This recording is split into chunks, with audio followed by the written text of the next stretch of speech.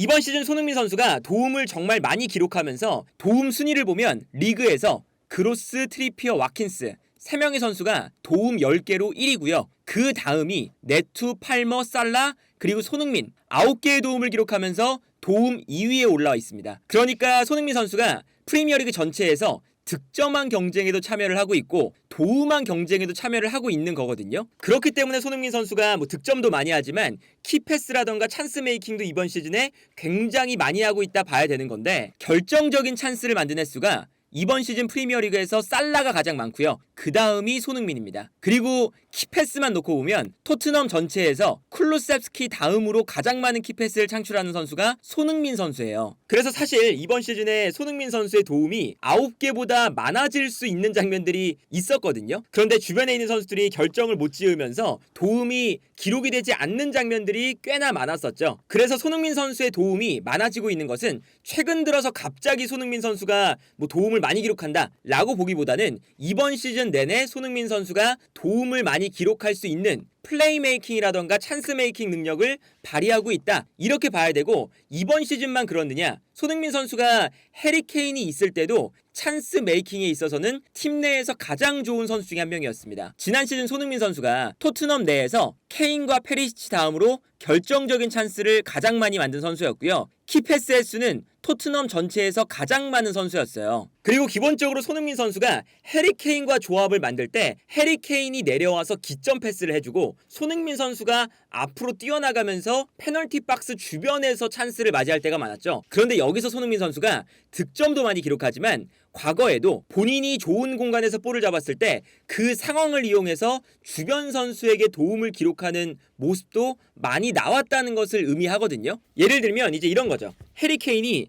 살짝 내려와서 상대 수비를 좀 끌어낸 다음에 여기서 볼을 받아서 약간 기점의 역할을 합니다. 그러면 손흥민 선수가 뛰어가고 뛰어들어가는 손흥민에게 해리케인이 기점 패스를 넣어주죠. 그러면 아주 좋은 찬스가 만들어지는데, 여기서 손흥민 선수가 득점을 하면 손캐 조합이 완성이 되는 거고, 상대 수비가 좋은 공간에 손흥민이 있으니까 손흥민에게 쏠릴 때 이때 손흥민 선수가 욕심내지 않고 뛰어들어오는 또 다른 선수에게 패스를 넘겨주면서 키패스를 만들어내는 이러한 능력이 손흥민 선수가 굉장히 탁월했었어요. 그런데 이번 시즌에 손흥민 선수의 이러한 능력을 포스테코글루 감독이 잘 활용하고 있거든요. 특히나 해리케인이 이적하면서 찬스 메이킹에 중요한 역할을 하는 선수가 빠졌기 때문에 해리케인이 빠진 만큼 해리케인의 키패스 횟수를 손흥민이라던가 아니면 쿨루셉스키 그리고 새로 영입된 메디슨, 이런 선수들이 조금씩 더 해줘야 되는 상황이 되어버렸죠. 그리고 여기서 손흥민 선수가 키패스를 많이 만들어내고 있는데, 손흥민 선수의 어시스트 기록을 보면요, 굉장히 고르게 분포가 돼 있어요. 그리고 이렇게 고루 분포가 되어 있는 걸 살펴보면 왼쪽 측면 공격수로 나왔을 때 손흥민 선수가 4개의 도움을 기록했고요. 최전방 공격수로 나왔을 때는 손흥민 선수가 현재까지 5개의 도움을 기록하고 있습니다. 측면 공격수로 나왔을 때와 최전방 공격수로 나왔을 때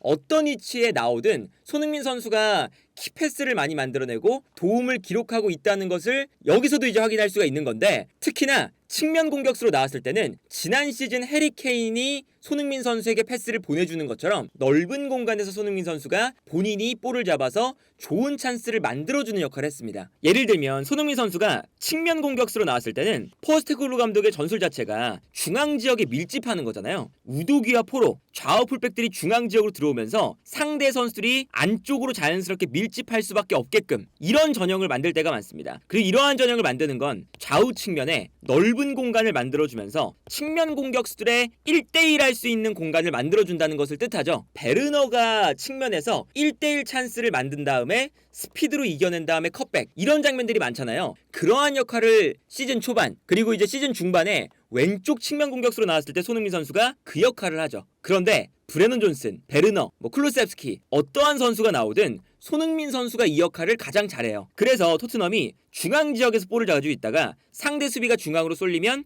손흥민에게 패스가 갑니다. 그럼 여기서 상대 수비가 끌려 나올 때 손흥민 선수가 선택지가 2가지가 있어요. 첫 번째 선택지는 본인이 상대 수비수가 끌려 나오니까 측면 공간이 생기잖아요. 그럼 이 공간으로 직접 볼을 몰고 들어가서 측면을 무너뜨린 다음에 컷백, 그리고 컷백을 할 때 히샬리송이라던가 아니면 우도기, 뭐 사르 이렇게 기동력 있는 선수들이 안으로 침투해 들어가면서 손흥민의 컵백을 받아서 득점으로 만든다. 이게 첫 번째 선택지고, 두 번째 선택지는 손흥민 선수가 측면에서 볼을 받을 때, 이게 이제 메디슨이 없을 때 이런 장면들이 많았거든요. 손흥민이 볼을 잡은 다음에 측면을 넓게 바라봅니다. 그리고 수비가 끌려 나오는 순간 뛰어 들어가는 선수들이 순간적으로 많아져요. 그러면 뛰어 들어가는 선수들에게 손흥민 선수가 패스를 공급해주면서 플레이메이커 같은 역할을 하죠. 그리고 이러한 두 가지 역할을 손흥민 선수가 정말 이번 시즌 잘 소화해내면서 손흥민 선수가 키패스를 만들어내거나 도움을 기록하는 장면들이 왼쪽 측면 지역에서 많았었어요. 예를 들면 이런 장면입니다. 우도기가 가운데로 들어오면서 전체적인 토트넘의 선수들이 가운데 몰려있으니까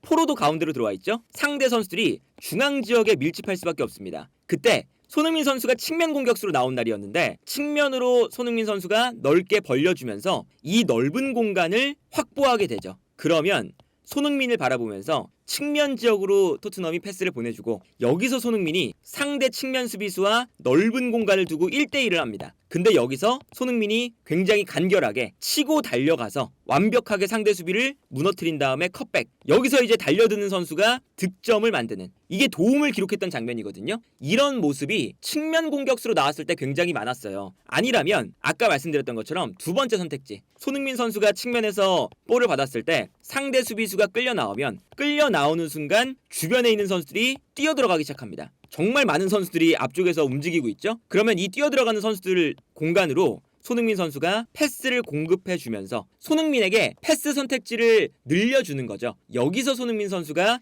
찬스를 만들어주는 장면도 꽤나 많이 나왔었고요. 그래서 이번 시즌 이렇게 상대 수비를 가운데로 몰아놓고 손흥민에게 측면 공간을 넓게 만들어준다. 이게 이번 시즌 손흥민 선수를 활용하는 아주 좋은 방법으로 여겨졌었거든요. 그런데 중앙 지역에 있는 히샬리송이 본인의 역할을 제대로 못해주면서 손흥민 선수가 가운데 나오기 시작했죠. 그러면서 이제 나왔던 문제가, 손흥민 선수가 가운데로 나오니까 좌우 측면에 베르너나 뭐 브레넌 존슨 혹은 쿨루셉스키 이런 선수들이 이제 배치가 되기 시작했어요. 근데 여기서도 손흥민 선수가 가운데서 가장 이상적인 건 어떤 거였냐면, 손흥민 선수가 내려와서 기점 역할을 하는 게 아니라 메디슨이 중간에서 좌우 측면으로 패스를 뿌려주는 거죠. 그리고 좌우 측면으로 패스를 뿌려줬을 때 자연스럽게 베르너나 쿨루셉스키 쪽으로 수비가 끌려갑니다. 그러면 끌려갔을 때 손흥민이 이 공간으로 침투해 들어가고, 여기서 컵백이 들어오면 손흥민이 득점으로 마무리한다. 이게 사실은 손흥민 선수가 최전방 공격수로 나와서 득점을 가장 많이 기록한 패턴이고, 이제 손흥민 선수가 왼쪽에 있을 때는 넓은 측면 공간에서 찬스 메이킹을 해준다면 최전방 공격수로 나왔을 때는 공간으로 뛰어들어가면서 득점을 만들어준다. 이게 사실 토트넘 입장에서는 손흥민을 최전방 공격수로 배치를 했을 때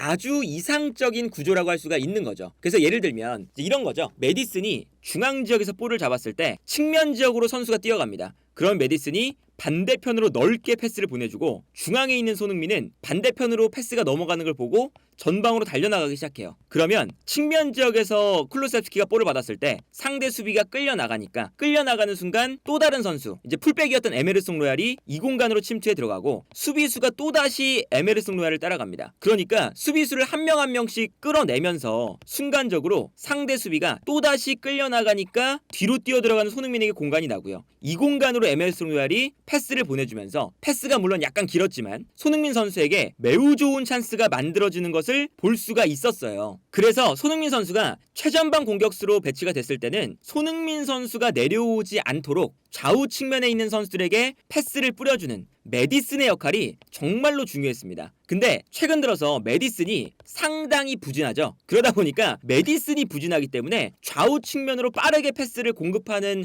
횟수가 좀 줄었어요. 그리고 메디슨이 이 수비라인 사이에 있다면 수비라인 사이에서 볼을 받아서 창의적인 패스를 뛰어들어가는 손흥민에게 해준다. 이게 사실은 손흥민 선수가 원톱으로 나왔을 때 메디슨과 손흥민의 조합이 좋았던 이유였거든요. 근데 메디슨이 이것도 사실은 잘 못하다 보니까 손흥민 선수가 메디슨의 역할을 일정 부분 담당해야 되는 게 생겼습니다. 그리고 여기에 더해서 쿨루셉스키도 아까 말씀드렸던 게 케인이 없기 때문에 플레이메이킹이라던가 찬스 메이킹을 해주는 선수가 쿨루셉스키, 메디슨, 손흥민, 이 세 명의 선수에게 약간 분산이 됐는데, 쿨루셉스키와 메디슨이 점점 더 시즌이 지나면서 부진에 빠지는 거예요. 그러다 보니까 손흥민 선수가 풀어줘야 되는 비중이 토트넘 내에서 많이 늘어났습니다. 그래서 최근 경기들을 보면 메디슨이 중앙 지역에서 좌우 측면으로 뿌려주는 게 아니라 오히려 손흥민이 약간 내려와서 볼을 받아주고 여기서 손흥민을 시작으로 쿨루세프스키라던가 베르너에게 패스를 뿌려주는 이러한 장면도 많이 나오고요. 중앙 지역에서 특히나 메디슨이 요 라인 사이에서 볼을 받아서 패스를 뿌려주는 움직임이 많이 줄어들다 보니까 손흥민이 가운데에서 직접 볼을 받게 되고, 가운데에서 볼을 받았을 때 최근 손흥민 선수가 보여주는 이제 플레이가 어떤 거냐면, 아무래도 상대 수비 입장에서는 손흥민 선수가 중요한 선수다 보니까 손흥민에게 수비가 쏠립니다. 그러면 본인이 좋은 찬스가 있다고 하더라도 약간 볼을 잡았을 때 수비가 쏠릴 때 그 순간 반대 측면에 있는 선수에게 양보를 하는 이런 장면도 많이 늘어나고 있어요. 그래서 예를 들면 이제 이런 장면이죠. 지난 경기에서 보면 손흥민 선수가 최전방 라인에 일단은 붙어 있습니다. 그런데 토트넘이 공격을 전개할 때 약간은 요 이선 라인에서 받아주는 움직임이 부족하니까 손흥민이 직접 내려와요. 이 공간으로 내려오면서 이제 메디슨의 역할을 하는 거죠. 상대 수비가 올라가고 있을 때 손흥민만 살짝 내려와서 약간 수비 라인 앞 공간에서 볼을 잡습니다. 그래서 손흥민이 여기서 볼을 잡아서 손흥민에게 수비가 쏠리니까 측면으로 뛰어들어가는 베르너에게 손흥민이 방향 전환을 해주는 걸 볼 수가 있는 거죠. 그리고 여기서 베르너가 최근에 손흥민이 측면에 있을 때처럼 스피드를 통한 넓은 공간에서의 상대 수비를 무너뜨리는 이러한 플레이가 잘 되거든요. 그러다 보니까 손흥민이 중간에서 연결고리가 되고 베르너에게 패스, 베르너가 측면을 무너뜨린 다음에 컷백, 이러한 장면들이 많이 나오거든요. 노팅엄전에서도 도움을 기록할 때 손흥민 선수가 좋은 공간에서 볼을 받았어요. 근데 여기서 그냥 슈팅을 가져갔으면 아마 블락이 됐을 거예요. 근데 손흥민 선수에게 수비가 달려드니까 손흥민 선수가 순간적으로 슈팅을 가져가지 않고 반더벤이 약간 옆으로 빠져서 좋은 공간에 있으니 본인이 볼을 가진 다음에 약간 시간을 끌다가 반더벤에게 넘겨주죠. 그래서 반더벤이 더 좋은 공간에서 볼을 받게 되고 완벽한 슈팅 찬스를 잡게 된 다음에 득점을 기록하는 이런 장면을 볼 수가 있어요. 벌써 이 장면에서도 두 명의 선수가 손흥민에게 쏠렸다가 반더벤에게 달려나가니까 약간 늦었죠. 반더벤을 막는 움직임이. 그러니까 이런 걸 보면 손흥민 선수가 참 대단한 게 왼쪽에 나왔을 때도 넓은 측면 공간에서 상대 수비를 무너뜨린 다음에 컷백, 이러한 패턴으로 득점을 만들기도 하고, 최전방 공격수에 있을 때는 메디슨이나 쿨루세프스키 플레이메이킹을 해줘야 되는 선수들이 부진하다 보니까 이런 선수들의 역할을 손흥민 선수가 일정 부분 수행하면서 도움을 기록하거나 키패스를 창출해내고 있다. 그리고 심지어는 메디슨이 해줘야 되는 방향전환 패스라던가 아니면 해리케인이 지난 시즌 보여줬던 중앙지역으로 내려와서 뛰어들어간 선수에게 롱패스를 뿌려주는 이러한 것도 일정 부분 수행해주고 있기 때문에 이 손흥민 선수의 이번 시즌 도움이 많아진다는 뜻은 기본적으로 손흥민 선수가 득점도 많이 하지만 주변 선수들을 활용하는 시야가 훨씬 더 넓어졌고, 그리고 그 모습이 아무래도 손흥민 선수 중심으로 포스테코글루 감독의 전술이 흘러가다 보니까 손흥민 선수가 맡아야 되는 역할이 더욱더 다양해지면서 손흥민 선수가 정말 축구도사와 같은 플레이를 계속해서 이어나가고 있는 것이 도움이 많아지고 있다는 것에서 우리가 엿볼 수 있는 어느 정도 지표가 아닐까. 그래서 이번 시즌 손흥민 선수가 이제 득점왕 경쟁과 도움왕 경쟁을 보면 도움왕을 이제 수상하는 것이 조금 더 가능성이 높아 보이기도 하거든요. 그래서 이번 시즌 어떻게 될지 모르겠지만 손흥민 선수가 토트넘의 완벽한 플레이메이커로 재탄생하는 계기가 되고 있는 시즌이다.